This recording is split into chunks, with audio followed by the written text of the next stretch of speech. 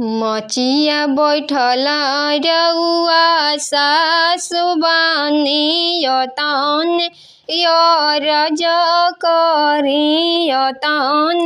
यरज करी हो सासु हमहु करब जितिया परबिया संतान दीर्घायु होइहे संतान दीर्घायु होइहे हो। आसीन महीनावा में होला पूजनावा निर्जल हवे जितिया बाबा के होला परबिया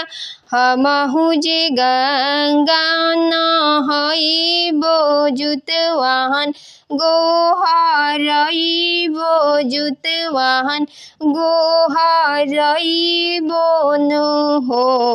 सासु हमहु करब जितिया परबिया संतान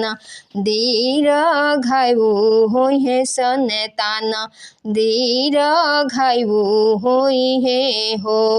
सासु हमहु करब जितिया परबिया संतान दीर्घायु होइहे संतान दीर्घायु होइहे हो। अशोक व्रत परब लिहानी उठाई पूजन विधि सासु हम नहीं जानी पतावा